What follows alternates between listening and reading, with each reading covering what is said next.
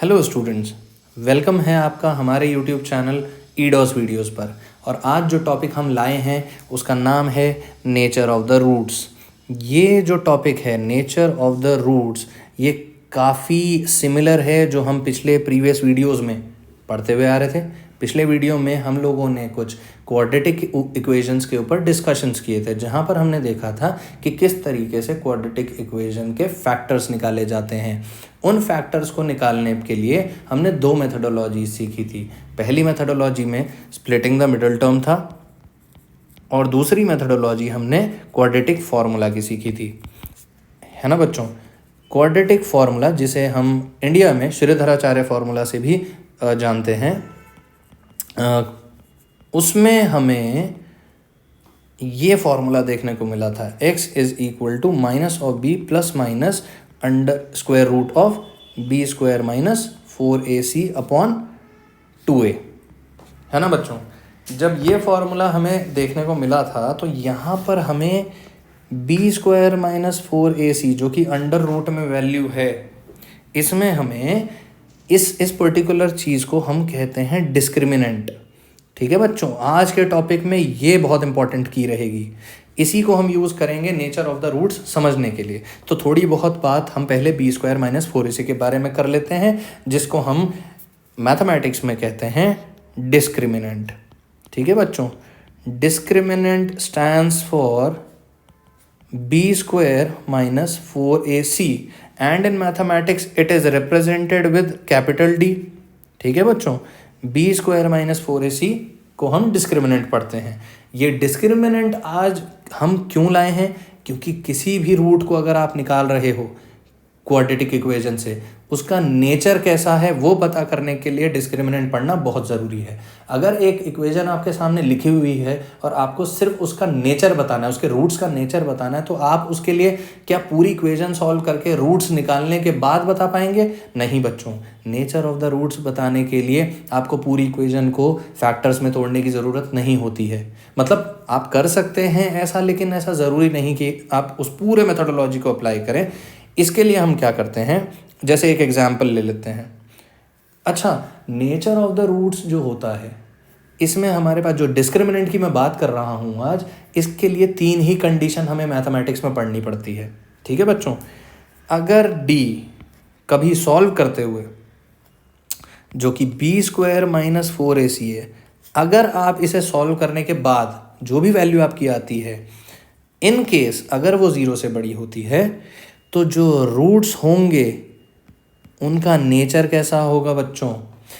वो होंगे real and distinct.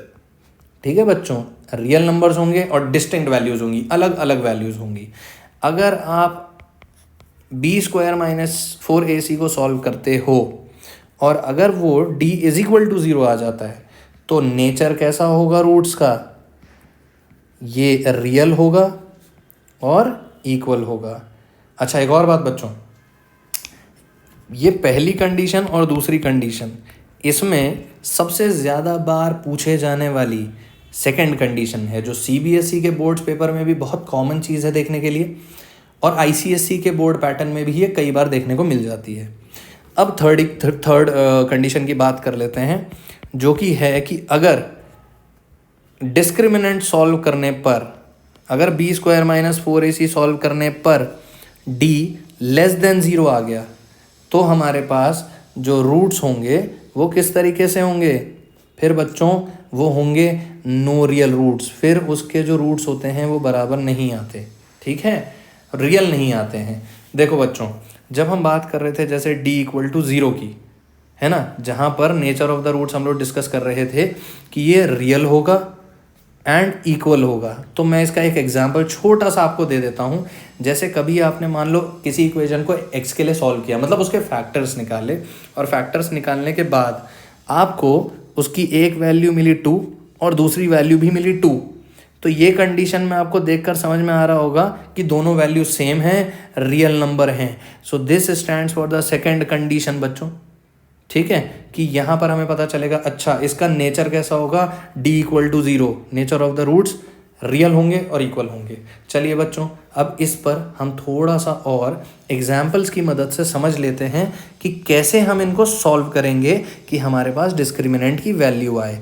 Example 1 लेते हैं। हम एक सिंपल सी एक इक्वेशन लिखेंगे जहाँ पर इक्वेशन की मदद से हम डिस्क्रिमिनेंट को सॉल्व करेंगे। डिस्क्रिमिनेंट को सॉल्व करने का बेसिक ऑब्जेक्टिव ये है कि हम उसका नेचर निकालना चाहते हैं, उसके जो रूट्स होंगे उसका नेचर निकालना चाहते हैं। जैसे हमने ये इक्वेशन लिखी, देखो हमेशा याद रखना बच्चों, ये एक क्वाड्रेटिक इक्वेशन है। क्वाड्रेटिक इक्वेशन का मतलब अगर प्रॉपर सिंटेक्स से देखा जाए तो वो कुछ इस तरीके से होता है ना बच्चों।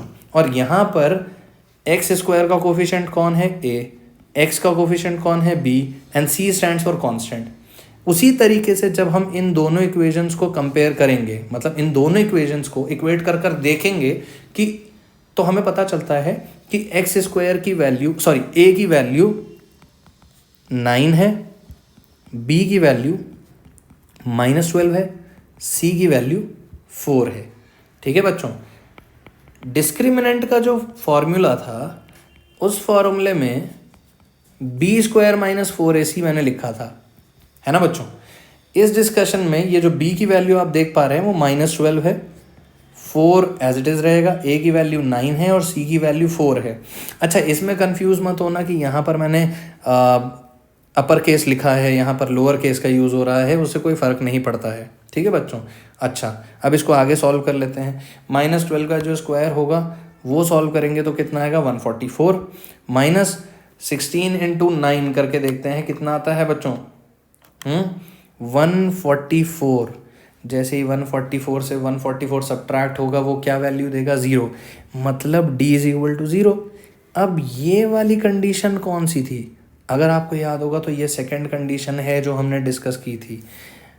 कब? जब d = 0 आएगा तो रूट्स का नेचर कैसा होगा? Real and equal. तो हम यहाँ पर कह सकते हैं therefore nature of the roots are real and equal, लिखा जा सकता है बच्चों, है ना। अब बात करते हैं एक और एग्जाम्पल की। ये तो हमने कंडीशन नंबर पहली देखी कि अगर कभी किसी तरीके से हमारे पास d = 0 वाली कंडीशन किस तरीके की दिखती है, कैसा उसका नेचर होता है। अब अगला एक और एग्जाम्पल लेते हैं और एक और एग्जाम्पल की मदद से हम सीखने की कोशिश करते हैं किसी और कंडीशन को। एग्जाम्पल नंबर 2 लेते हैं जिसमें हम इक्वेशन को चेंज कर देंगे। 2x² - 9x + 4 यहाँ पर हम इक्वेशन ले रहे हैं। यहाँ पर फिर से हमें वही करना पड़ेगा बच्चों, सिंटेक्स के साथ कंपेयर करो और बताओ कि a, b और c की वैल्यू क्या आएगी। a, b और c की वैल्यू यहाँ पर देखने से a की 2 दिख रही है, b की -9 and c stands for 4 here, right. अब हमें करना क्या है? डिस्क्रिमिनेंट निकालना है। डिस्क्रिमिनेंट तो होता है b² - 4ac, है ना। b² की जगह अगर हम -9 की वैल्यू पुट करते हैं, 4a की जगह 2 पुट करेंगे, c की जगह 4 पुट करेंगे, जो भी वैल्यूज़ थी हमने उसे डाल दिया। इसके बाद हम देखेंगे कि -9 का स्क्वायर करेंगे तो 81 आएगा। ठीक है बच्चों, 4 2 = 8, 8 4 = 32। ठीक है, अब यहाँ पर देखिए 81 - 32 है तो ये आ रहा है 49 सॉल्व करने के बाद। जैसे ही हमने सॉल्व किया 49 आया। तो सोचने वाली बात है कि d अगर 49 आ रहा है तो d एक पॉजिटिव इंटीजर है, और अगर ये एक पॉजिटिव इंटीजर है तो ऑब्वियस सी बात है कि ये ग्रेटर देन 0 होगा। अगर आप लोगों को नंबर लाइन याद है तो 0 से जितनी भी वैल्यूज़ यहाँ पर लेते थे वो सब पॉजिटिव वैल्यूज़ होती थी और वो 0 से बड़ी होती थी। इसी तरीके से हम डिक्लेयर कर सकते हैं कि d when = 49 is actually greater than 0। अगर हमें ये पता चला कि d इज़ ग्रेटर दैन 0 तो हम कौन सी कंडीशन हमारे दिमाग में आनी चाहिए? क्योंकि हम तो नेचर ऑफ द रूट्स देख रहे हैं, तुरंत हमें जाकर देखना होगा कि कौन सी कंडीशन फुलफिल हुई। ये वाली d इज़ ग्रेटर दैन 0, जहाँ पर रूट्स की जो नेचर है वो रियल है और डिस्टिंक्ट है। तो हम यहाँ पर कंक्लूड कर सकते हैं therefore the nature of roots for the given equation is real and distinct, क्योंकि डिस्टिंक्ट वैल्यूज आएंगी, अलग अलग वैल्यूज आएंगी बच्चों। तो यहाँ पर हमने ऐसे देखा, ठीक है। 2 कंडीशंस हमारे समझ में आ चुकी है। तीसरी कंडीशन की तरफ बढ़ते हैं, जहाँ पर एक और एग्जाम्पल की मदद से हम उसे समझेंगे। एग्जाम्पल नंबर 3 में हमें इक्वेशन को चेंज करना पड़ेगा, तभी हमारे पास दूसरी वैल्यूज आएंगी। 2x² + 3x + 4 एक ऐसी इक्वेशन है जो हमने रैंडमली उठाई और ले ली, जिसमें ax², bx और c को सबसे पहले कंपेयर करना होगा। हम हमेशा कंपेयर क्यों करते हैं बेटा? क्योंकि ये और ये हमेशा एक प्रॉपर सिंटेक्स में लिखा होना चाहिए, और क्वाड्रेटिक का सिंटेक्स आप सब जानते हैं, पिछली कुछ वीडियोस में भी मैंने डिस्कस किया है। क्वाड्रेटिक का जो सिंटेक्स होता है वो क्या होता है? ax² + bx + c, ठीक है बच्चों। अब यहाँ से a की वैल्यू 2 है, b की वैल्यू 3 है, c की वैल्यू 4 है ना बच्चों।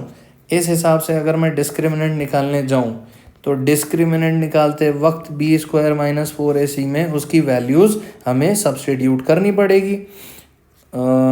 b की वैल्यू है 3, a की वैल्यू है 2, c की वैल्यू है 4।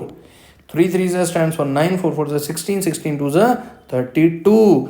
अगर हमारे पास ये वैल्यू आई है तो बच्चों गेस करो 32 - 9 कितना होता है? क्या वो एक पॉजिटिव इंटीजर देगा या वो एक नेगेटिव इंटीजर देगा? जी हाँ बच्चों, वो एक नेगेटिव इंटीजर देगा। क्यों? क्योंकि आपने 6th क्लास या 7th क्लास में भी पढ़ा होगा, जब हम सब्ट्रैक्शन करते हैं, अगर जिसकी भी बड़ी वैल्यू होती है, जिस साइन की बड़ी वैल्यू होती है, उसी का साइन रिजल्टेंट में दिखाई देता है। तो हमारे पास जो डिस्क्रिमिनेंट आया वो -23 आया। नंबर लाइन को अगर याद करें तो जो भी माइनस इंटीजर होता है वो हमारे पास <0 कंसिडर किया जाता है। तो ये हमारी तीसरी कंडीशन है बच्चों, जहाँ पर हमें ये समझने को मिलता है कि इनका जो नेचर होगा, मतलब इस वाली इक्वेशन का जो नेचर होगा वो किस तरीके का होगा बच्चों? नो रियल रूट्स, है ना बच्चों। तो हमने देखा तीनों कंडीशंस को। पहले हमने जो सबसे पहली कंडीशन देखी उसमें हमने देखा कि d = 0 आया, जहाँ पर जो नेचर ऑफ द रूट्स था वो रियल और इक्वल था, है ना, क्योंकि वो 0 के बराबर आया है। दूसरे वाले इक्वेशन में हमने देखा कि इसमें जो d आ रहा था वो <0 आ रहा था, जो हमें बताता है कि इसके जो रूट्स होंगे वो रियल और डिस्टिंक्ट होंगे। लास्ट वाली इक्वेशन में हमने देखा, लास्ट वाली जो गिवन इक्वेशन थी, इसमें हमने देखा d को सॉल्व करके कि वो <0 आ रहा था, मतलब वो नेगेटिव इंटीजर दे रहा था।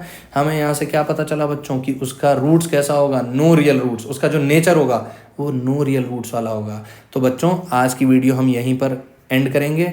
अगली वाली वीडियो में हम कोशिश करेंगे कि नेचर ऑफ द रूट से किसी भी गिवन क्वाड्रेटिक इक्वेशन में कोई भी अननोन कांस्टेंट को कैसे निकालते हैं। उसके लिए ये बहुत ज़रूरी होता है नेचर ऑफ द रूट्स को समझना। तो आज के लिए बहुत बहुत शुक्रिया।